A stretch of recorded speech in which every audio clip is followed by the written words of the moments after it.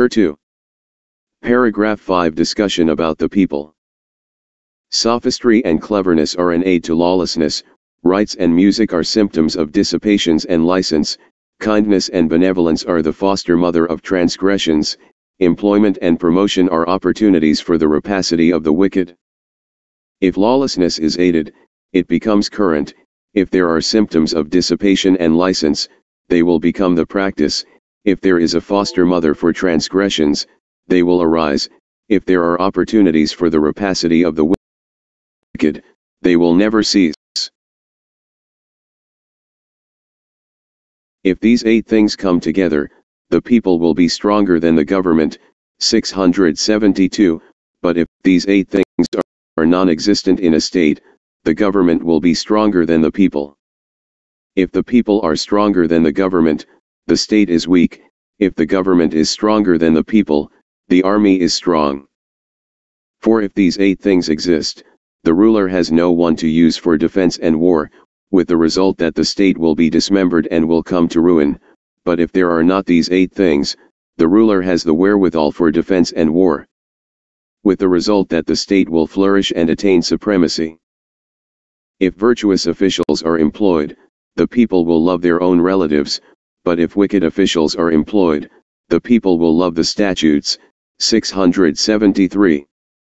To agree with, and to respond to, others is what the virtuous do; to differ from, and to spy upon, others is what the wicked do. If the virtuous are placed in positions of evidence, transgressions will remain hidden; but if the wicked are employed, crimes will be punished. 1b. In the former case the people will be stronger than the law; in the latter, the law will be stronger than the people. If the people are stronger than the law, there is lawlessness in the state; but if the law is stronger than the people, the army will be strong. Therefore is it said, governing through good people leads to lawlessness and dismemberment; governing through wicked people leads to order and strength. A country which attacks with what is difficult will gain 10 points for every one that it undertakes; a country which attacks with what is easy will lose 100 men for every 10 that it marches out. A country that loves force is said to attack with what is difficult; a country that loves words is said to attack with what is easy. 675. People find it easy to talk, but difficult to serve. A state where, when the laws of the country are applied, conditions for the people are hard and by military service those conditions are eased, so that it attacks with force, will gain 10 points for every one it undertakes; but a state where, when the laws of the country are applied, conditions for the people are easy, and by military service those conditions are made hard, so that it attacks with words, will lose 100 men for every 10 that it marches out. The fact that penalties are heavy makes rank the more honorable, and the fact that rewards are light makes punishments the more awe-inspiring. If rank is honored, the ruler loves the people, and if punishments are so awe-inspiring, the people still die for their ruler. Therefore, in a prosperous country, the people profit by the application of penalties, and by the distribution of rewards the ruler will gain credit. 676.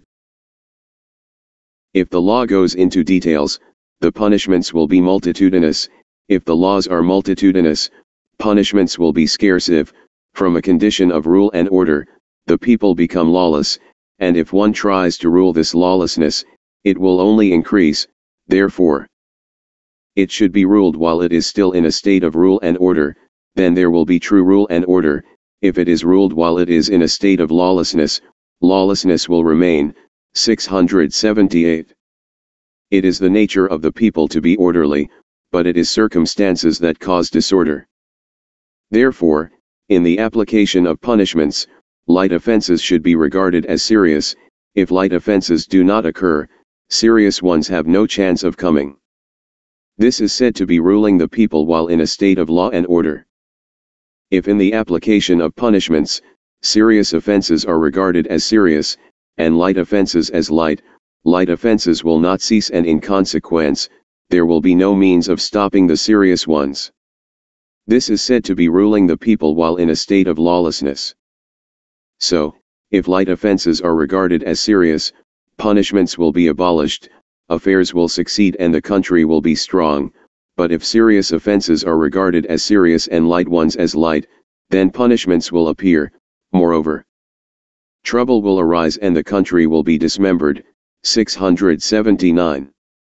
If the people are brave, they should be rewarded with what they desire.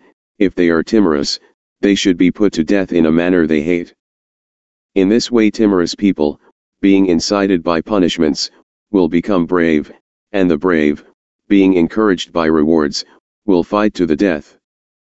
If timorous people become brave, and the brave fight to the death, the country having no equal will certainly attain supremacy. 680.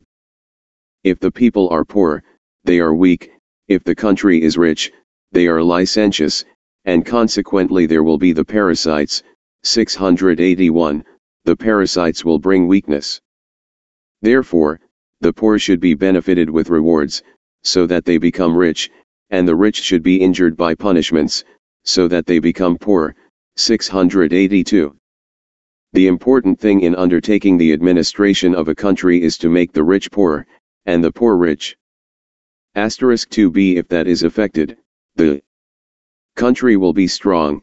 683. If the three classes of people, 684, do not suffer from the parasites, the country will be strong for a long time to come, and such a country, free of parasites, may be certain of supremacy. Punishment produces force, force produces strength, strength produces awe, awe produces virtue. Virtue has its origin in punishments. 685. For the more punishments there are, the more valued are rewards, and the fewer rewards there are, the more heed is paid to punishments, by virtue of the fact that people have desires and dislikes. What they desire are the 6 kinds of license, and what they dislike are the 4 kinds of hardship.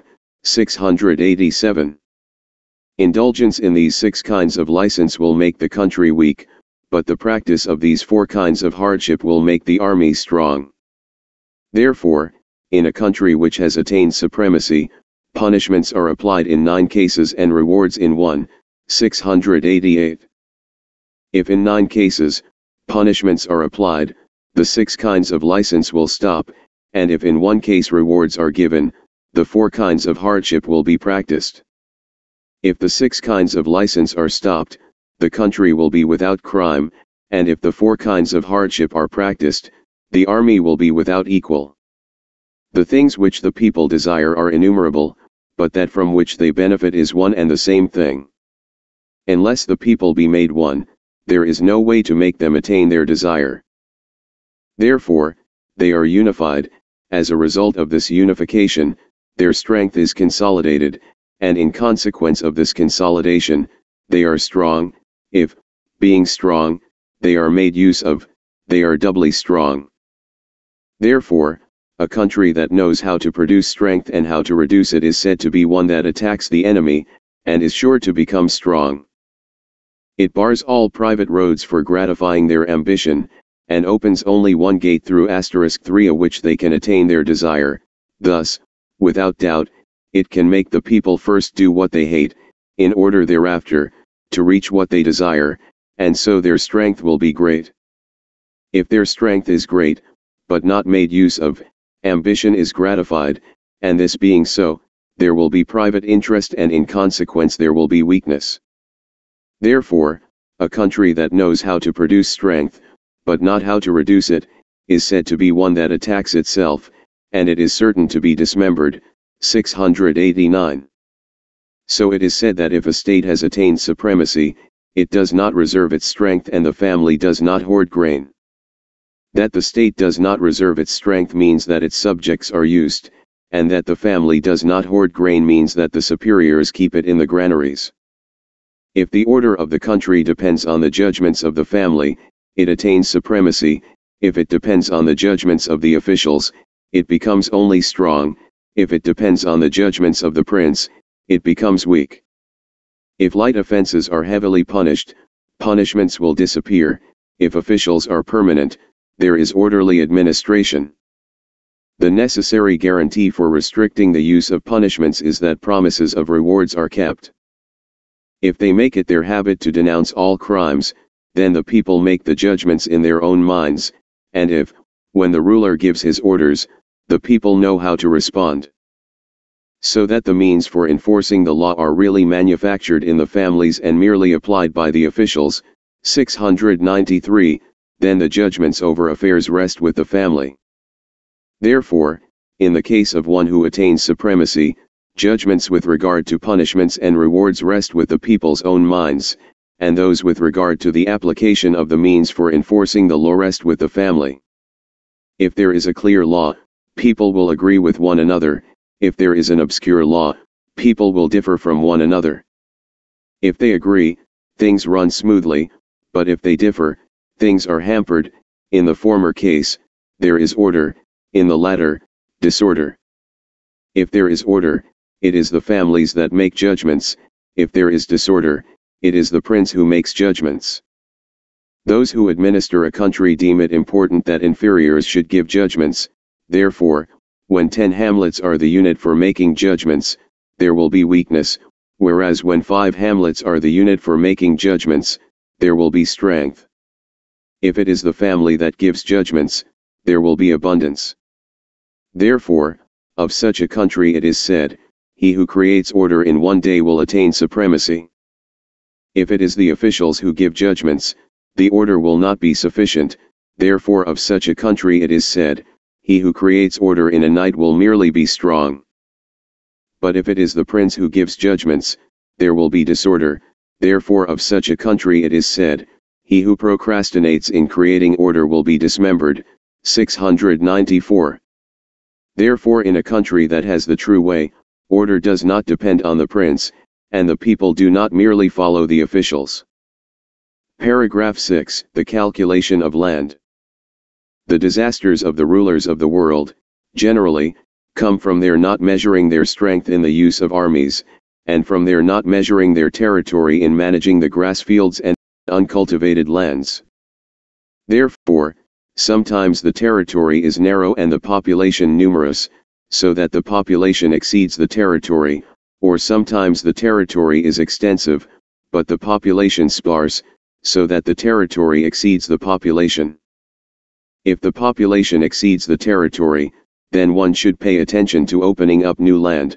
If the territory exceeds the population, then one should set about calling in colonists. By opening up new land, one effects increase. If the population exceeds the territory, then the achievements of the state will be few and the military strength small. If the territory exceeds the population, then the resources of mountains and moors will not be utilized. Now, to neglect natural resources and to pander to the people's dissipations is to fail in one's duty as a ruler, and when high and low act thus, then in spite of a large population, the army will be weak, and in spite of a big territory, its strength will be small. In administering a state therefore, and in disposing of its territory, the correct rule of the former kings was to populate the mountains and forests with 1/10 of the people, the marshes and moors with 1/10, the valleys, dales and streams with 1/10, cities, towns and highways with 4/10. In administering a state, therefore, and in dividing arable land, if a minimum of 500 mu is sufficient to support one soldier, it is not making proper use of the land. But if a territory of 100 square li supports 10,000 soldiers for war as a minimum, then it shows that the cultivated land is sufficient to nourish its population, that cities, towns and highways are sufficient to accommodate their inhabitants, that mountains and forests, marshes and moors, valleys and dales, are sufficient to provide profit, and that marshes and moors, dikes and embankments are sufficient for grazing. Therefore, when the army marches out and grain is given them, there is still a surplus of riches. When the army is resting and the people at work, the cattle are always sufficient. This is said to be the rule for making use of the land and for supporting soldiers. But nowadays, although the rulers of the world have territory of several thousand square li, the produce is not sufficient to support the soldiers and to fill the granaries, and the army is equaled by the neighbors. I regret this state of affairs, therefore, on behalf of the ruler. Indeed, having a large territory and not cultivating it is like having no territory. Having a numerous population, but not employing it, is like having no population. Therefore, the statistical method of administering a country is to give attention to the cultivation of the grasslands. The way to employ the soldiers is to pay attention to making uniform rewards. If private gain has been debarred in outside occupations, then the people will be concerned with keeping to agriculture. If they keep to agriculture, they will be simple, and if they are simple, they fear the law. If private rewards are forbidden to those below, then the people will take the offensive forcibly against the enemy, and by taking the offensive against him, they conquer. How does one know that it will be thus?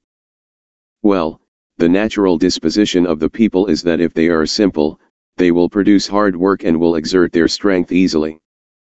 If they are poor, they will develop common sense and give due consideration to what is profitable. If they exert their strength easily, they will think lightly of death and will enjoy employment in warfare. If they give due consideration to what is profitable, they will fear punishment and will easily suffer hardship. If they easily suffer hardship, then the capacity of the soil will be developed to the full. If they enjoy employment in warfare, military strength will be developed to the utmost. Now, if he who administers a country is able to develop the capacity of the soil to the full and to cause the people to fight to the death, then fame and profit will jointly accrue. It is the nature of the people, when they are hungry, to strive for food, when they are tired, to strive for rest, when they suffer hardship, to seek enjoyment, when they are in a state of humiliation, to strive for honor. Such is the natural disposition of the people. If the people strive for gain, then they lose the rules of polite behavior. If they strive for fame, they lose the eternal principles of human nature. How can we conclude that it is so? Well, take now robbers and thieves, they infringe the interdicts of the prince, above, and below they fail in the polite behavior of subject and son.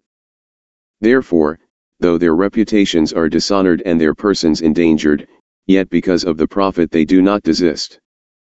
Above these are the scholars of the world, their clothes do not warm their skins, their food does not fill their stomachs, they travail their thoughts, fatigue their forelimbs and suffer in their 5 internal organs, and yet they go on increasing their activity.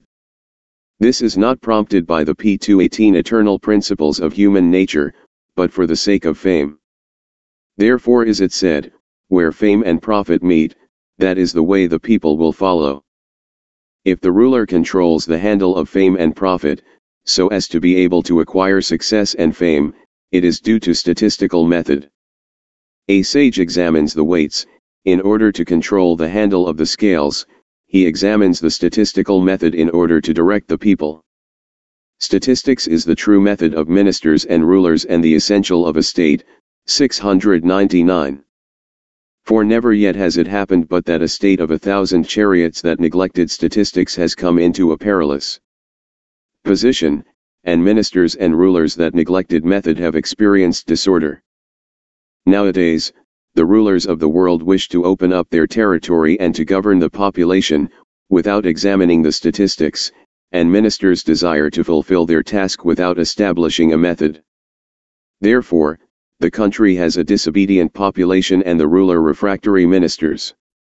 A sage, therefore, in organizing a country causes the people in home affairs to adhere to agriculture, and in foreign affairs to scheme for war. Now, agriculture makes the people suffer hardships, and war makes them run dangers, and the means whereby they can be led to encounter hardships and to perform actions that expose them to danger, is calculation. For the people, when alive, scheme for profit, and when in danger of death, are anxious for fame. It is necessary to examine whence fame and profit spring. If the profit comes from the soil, then people will use their strength to the full. If fame results from war, then they will fight to the death. Now if, at home, the people are directed to use their strength to the full, then the fields will not lie fallow, and if, abroad, they are directed to fight to the death, then they conquer their enemies. If enemies are conquered and at the same time fields do not lie fallow, then without moving, the result will be obtained of having both wealth and strength. But nowadays, it is not thus. That which the rulers of the world are particularly concerned about is not at all that of which the state stands in urgent need. In their persons, they have the conduct of Yao and Shun, but in their results they do not even approximate those of Tang or Wu. The mistake lies with the handle which they hold. Let me be permitted to set forth their error.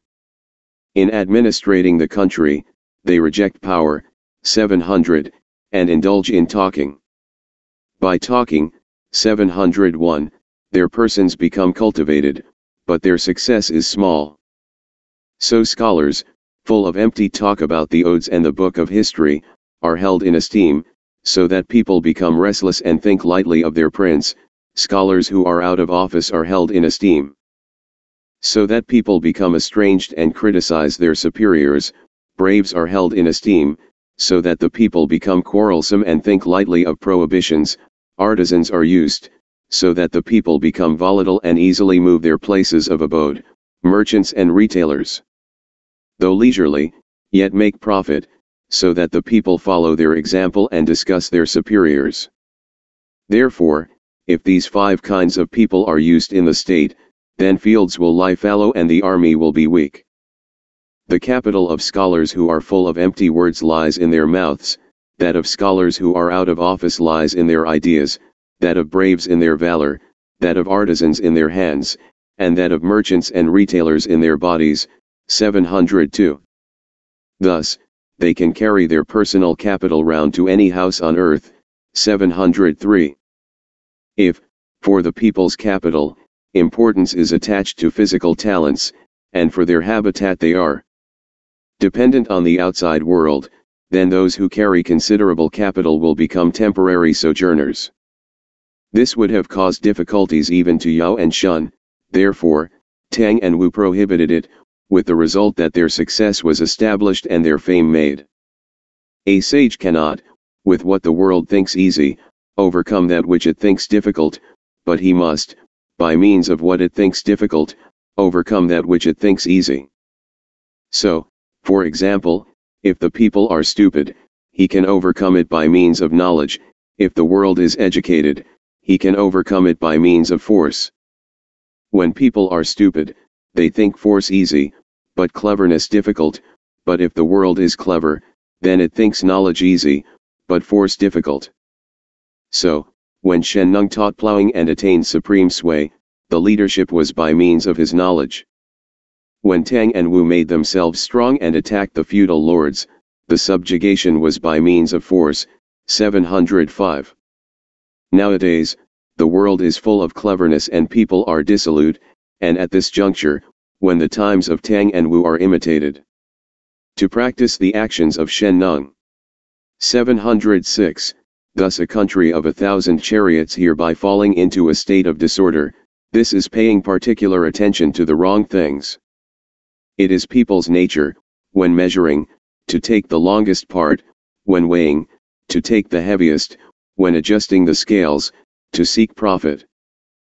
If an intelligent prince watches these 3 things diligently, order may be established in the country and the capacities of the people may be utilized.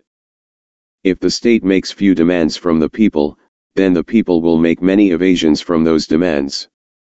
Direct the people at home to adhere to farming, and abroad to be concentrated in warfare. Therefore, a sage's way of administering a country is to prohibit much, in order to limit the people's capacity, and to rely on force in order to render trickeries powerless. These 2 methods being used in combination, people within the borders will be single-minded. Being single-minded, they will farming, they will be simple, and being simple, they will dwell quietly and dislike going out. Therefore, a sage's way of ordering a country is that the people's capital should be stored in the soil, and that dangers should be run abroad by borrowing a temporary habitat. If their capital lies in the soil, they will be simple, and if, by borrowing a temporary habitat abroad, dangers would be run, they will be anxious. If at home the people are simple, and abroad they are anxious, then as a result they will exert themselves in farming and be alert in warfare. If the people are zealous in farming, then their capital will be considerable. If they are alert in warfare, the neighboring states will be in danger. If their capital is able, then they cannot carry it on their backs, 707, and go elsewhere. If the neighboring states are in danger, they will not go where there is no capital, for to go to a place of danger and to borrow a habitat outside, even a madman does not do such a thing. Therefore a sage, in ordering a country, looking to popular custom, fixes their laws with the result that there is order, and examining the state, gives his attention to what is fundamental, 708, with the result that everything is fitting. When laws are fixed without looking to the customs of the times and without examining the fundamental things of the state, then the people will be in disorder, affairs will be troublesome, so that results will be few. This is what I call error. Now the idea of punishments is to restrain depravity, and the idea of rewards is to support the interdicts. Shame and disgrace, labor and hardship are what the people dislike, 709, fame and glory, ease and joy are what the people pay attention to. So, if the penalties of the country are such that they do not cause dislike, and the titles and emoluments are not worth attention, it is an omen of the ruin of the country. If culprits often escape through the meshes, inferior people will be depraved and dissolute and will not think of the punishments as deterrents, and thus they will be applied to the people in a haphazard manner. That being so, and the way to fame and glory by means of gain not being one, then superior men will apply power to obtain a name and inferior people will not avoid what is prohibited. Therefore, the punishments will be numerous. If the superior man does not set up his commands clearly, minor penalties will be applied. If punishments are numerous and minor penalties are applied, the country will have many criminals. Then the rich will not be able to keep their wealth, nor the poor to apply themselves to their occupations, the fields will lie fallow and the state will be poor. If the fields lie fallow, the people will live by deceit, if the country is poor, the ruler will lack rewards. Therefore, when a sage administers a country, culprits have no government position and felons do not hold office. If culprits were to hold rank, then the superior man would resign from his position. If felons, 711, were to be clothed with brocades and fed with meat, then the inferior man would hope for such advantages. If superior men resigned from their positions, one would be ashamed of merit. If inferior men hoped for such advantages, one would boast of wickedness. So punishments and executions are the means whereby wickedness is stopped, and office and rank are the means whereby merit is encouraged. Nowadays, people spurn the ranks established by the state, and laugh at the punishments set up by it. This evil is caused by the law and method followed. Therefore, the superior man, in handling his authority, unifies the government in order to fix his methods. In establishing offices, he makes rank valuable, to correspond with them, and he makes his appointments, taking people's exertions into account and according to their merit, so that the balance between high and low is even. When this is the case, ministers will be able to exert their strength to the uttermost and the ruler to exercise autocratic sway. Paragraph 7 Opening and Debarring. During the time when heaven and earth were established, and the people were produced, people knew their mothers but not their fathers. Their way was to love their relatives and to be fond of what was their own. From loving their relatives came discrimination, and from fondness of what was their own, insecurity. As the people increased and were preoccupied with discrimination and insecurity, they fell into disorder. At that time, people were intent on excelling others and subjected each other by means of force, the former led to quarrels, and the latter to disputes. If in disputes there were no justice, no one would be satisfied, therefore men of talent established equity and justice and instituted unselfishness, so that people began to talk of moral virtue. At that time, the idea of loving one's relatives began to disappear, and that of honoring talent arose. Now virtuous men are concerned with love, and the way of talented men is to outvie one another. As people increased and were not restrained and had for long been in the way of outvying one another, there was again disorder. Therefore a sage, who received the administration, made divisions of land and property, 714, of men and women. Divisions having been established, it was necessary to have restraining measures, so he instituted interdicts. These being instituted, it was necessary to have those who could enforce them. Thereupon he established officials. These having been established, it was necessary to have someone to unify them. So he set up a prince. Once a prince had been set up, the idea of honoring talent disappeared, and that of prizing honor arose. Thus in the highest antiquity, people loved their relatives and were fond of what was their own. In middle antiquity, they honored talent and talked of moral virtue, and in later days, they prized honor and respected office. Honoring talent means outvying one another with doctrines, but setting up a prince means relegating talented men to unemployment. Loving one's relatives means making selfishness one's guiding principle, but the idea of equity and justice is to prevent selfishness from holding the field. But these three methods did not aim at antagonistic purposes. The guiding principles of the people are base and they are not consistent in what they value. As the conditions in the world change, different principles are practiced. Therefore it is said that there is a fixed standard in a king's principles. Indeed, a king's principles represent one viewpoint, and those of a minister another. The principles each follows are different, but are one in both, representing a fixed standard. Therefore, it is said, when the people are stupid, by knowledge one may rise to supremacy, when the world is wise, by force one may rise to supremacy.